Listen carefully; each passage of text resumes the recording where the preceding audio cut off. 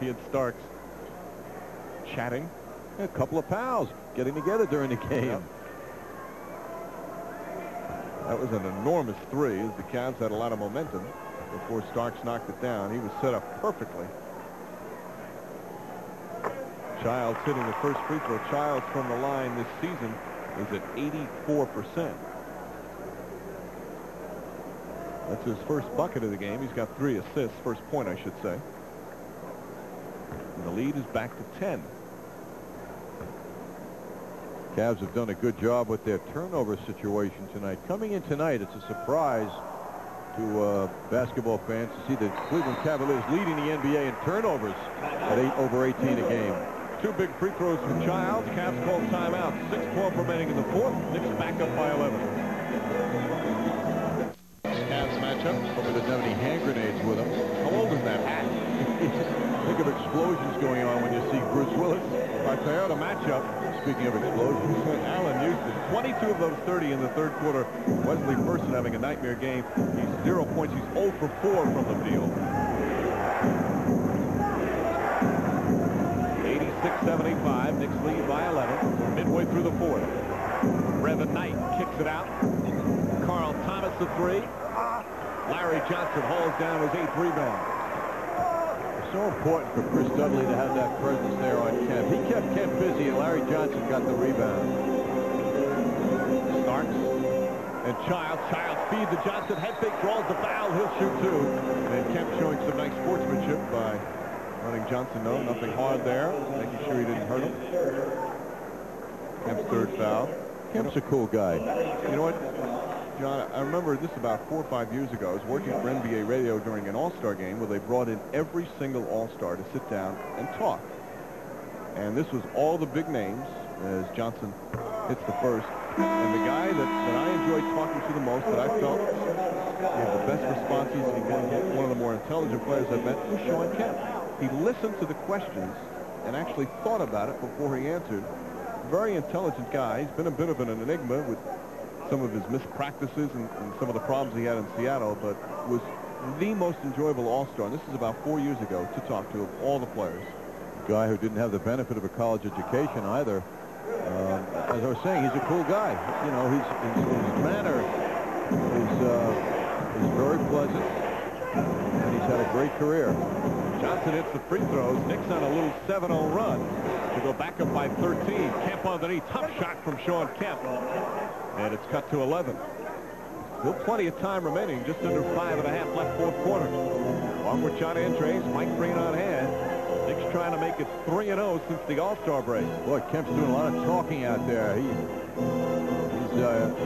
pretty excited talking on defense to his teammates. Through the legs of Scott. Houston pulls up and can't hit it. That pass went through Shawn Scott's legs.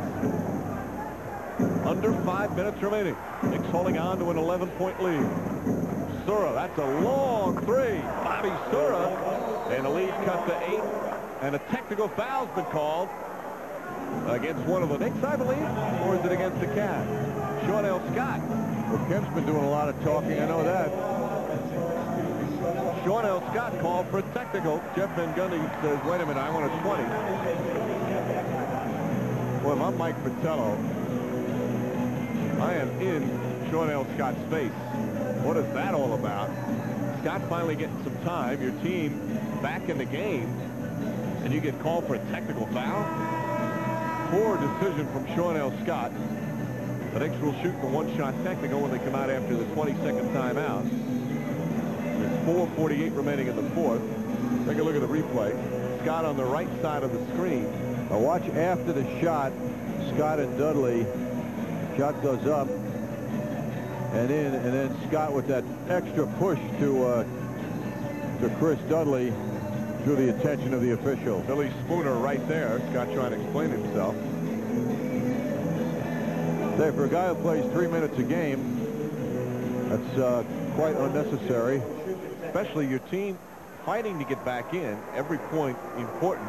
Now one of the things, though, in defense of Scott, Mike, I was reviewing the first game they played in Cleveland. And the story from the Cavs' perspective after that game was the second half, the Knicks held them to 28 points. 28.5. And the feeling was the Knicks pushed them off the court and manhandled them physically. So maybe Mike Fratello drove that point home hard to his team during halftime. Don't get pushed around, and Scott overreacted. Childs dribbles into a double team. Larry Johnson against Kemp. Johnson, quick move, spins in the lane, hooks it up. No good, but a foul. And Johnson will shoot 2. 4:29 remaining in the fourth. 88-80. Let's go back, John, to our Toyota matchup again to fix one minor flaw. As you said, Allan Houston and Wesley Person, our Toyota matchup. Take a look at Larry Johnson take the free throw first. Johnson 16 points, 8 rebounds. That foul on Scott, his 4th. And now the Toyota matchup. Wesley Person, no points, 0 for 4 from the field, not a rebound. He's only played 16 minutes. We have not seen him hardly at all here in the second half. Fratello furious with his lack of defense. Johnson hits a pair. Knicks back up by 10 with 4.5 remaining. Person doesn't seem bothered by it. Kemp. Carl Thomas. Boxing out underneath from Larry Johnson, and a loose ball foul called on Shawn Scott. That's his 5th. Excellent boxing out from Larry Johnson. Forces that foul, and Johnson will go back and shoot more free throws.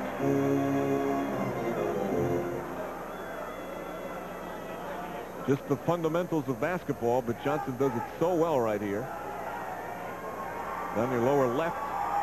That's the body on him. The only way Scott can get the rebound is with contact. Larry Johnson, the object of a lot of fans to his right in the stands, growling much like he does throughout the game. And a lot of fans are picking up on it. Now he's getting a reaction, and Larry's noticing the fans. Kind of the primal scream. Exactly, right. Knicks back up by 11. Johnson, another strong game. Hasn't shot the ball all that well, but now has 20 points. 8 for 8 from the free throw line. Well, he's had presence all over this game tonight, that's for sure. Knicks with a 12-point lead. They've really made up for the absence of Charles Oakley tonight. And Shawn Kemp has made up for a very lackluster first half. Kemp now 24 points, 15 rebounds. But the Knicks lead by 10, just under 4 remaining in the fourth. Childs spins away. Beautiful feed, Larry Johnson, and one. Larry Johnson chance for a 3-point play.